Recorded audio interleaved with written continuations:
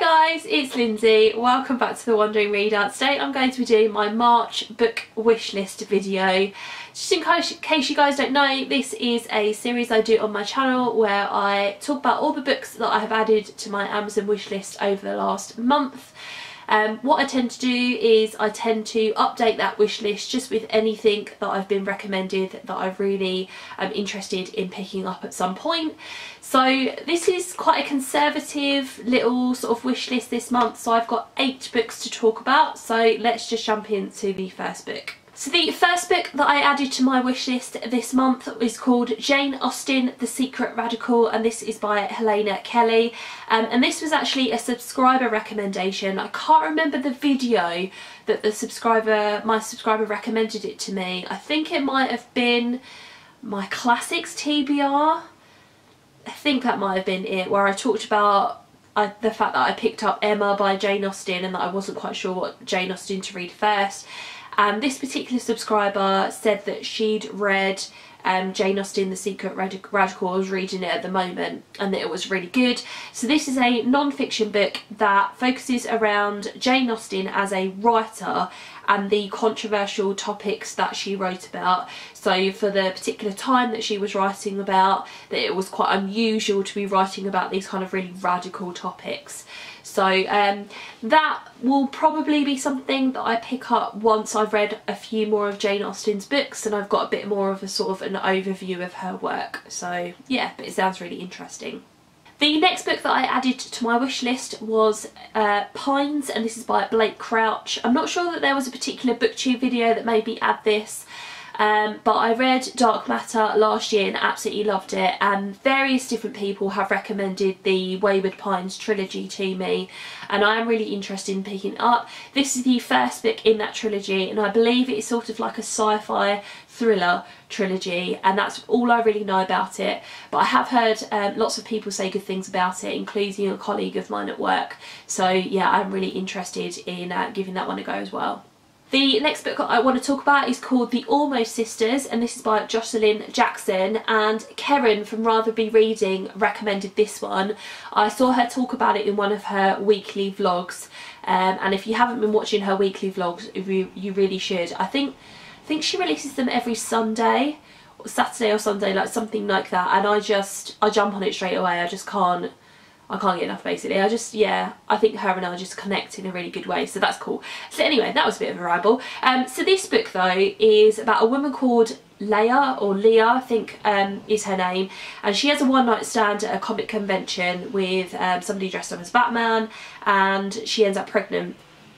And then when she finds out she's pregnant, she also finds out that her sister's marriage has broken down and her grandmother has developed dementia, and so she goes back home to Alabama to kind of figure out what's going on with her sister and help her sister out and kind of take care of her grandmother. And then they learn a secret from their grandmother's past. I don't know whether she tells it or they kind of learn it themselves, and it kind of changes the way that they view the world and their situation. So yeah, Karen had really good things to say about it. I think she gave it something like 4.5 stars in the end, which is a really high rating for her.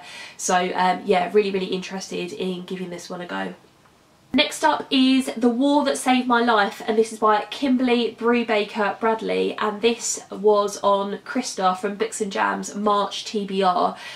She's obviously one of the hosts of Middle Grade March, and this is a middle grade book. And I believe it centres around a brother and a sister who go away to the countryside to avoid the Blitz during the Second World War in London. And it's about their time in the countryside and the life that they have out there. And I believe, from what I've read of it, their mother is not particularly nice to them. She's not a particularly nice person. They don't really want to go back home again. So yeah, we've obviously had some great middle grade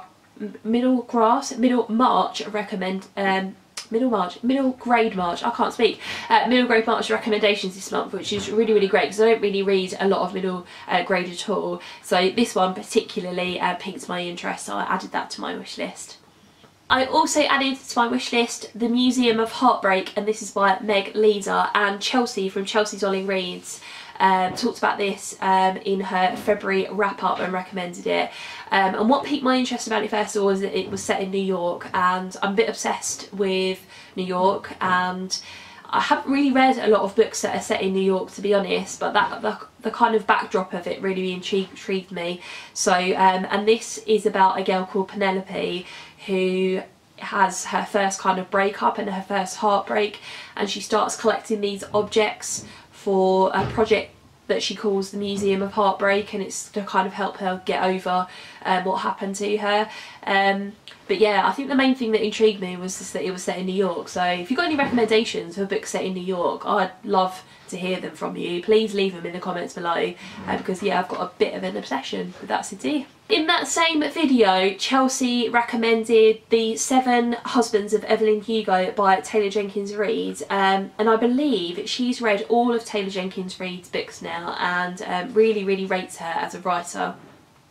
I haven't read anything by her, and I believe this is her latest book, and it tells the story of Evelyn Hugo, who's sort of like this big Hollywood star, and she tells a journalist for the first time all about her sort of glamorous and scandalous life, and it sort of documents the different stages of the 7 lives of Evelyn Hugo. I don't know, but yeah, again, Chelsea had really good things to say about it, so I added that to my wishlist too.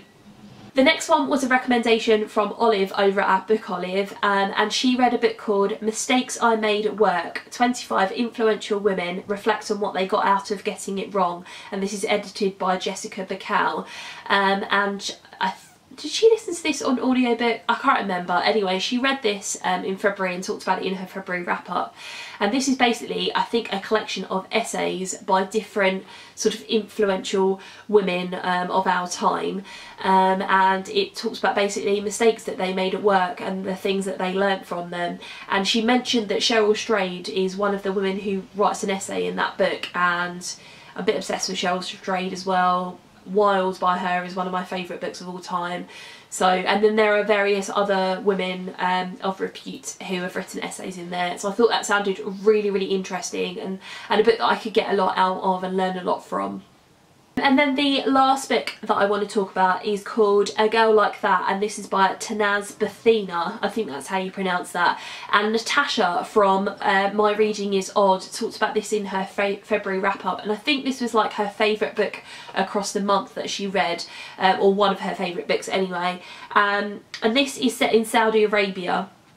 And she talked about in her video the fact that she's never read a book set in Saudi Arabia before, and neither have I. And it follows 16-year-old Zarin, and the little blurb on the book says, a timeless exploration of high-stakes romance, self-discovery, and the lengths we go to love and be loved. And like I said, she raved about this book, she really enjoyed it, and it sounded like something that I would enjoy too, so I added that to my wish list. So a bit of a shorter wish list video this month, but I think all of the books that I've discussed I'm super excited about, and yeah, I hope you got some recommendations from that too. I'd love to have a chat with you in the comments below. What are some books that have come onto your radar this month that you're really excited about, or books that you've added to your wish list, or your to be read shelf on Goodreads? I love having a chat with you guys as always. Thanks very much for watching, and I'll see you in my next video. Bye.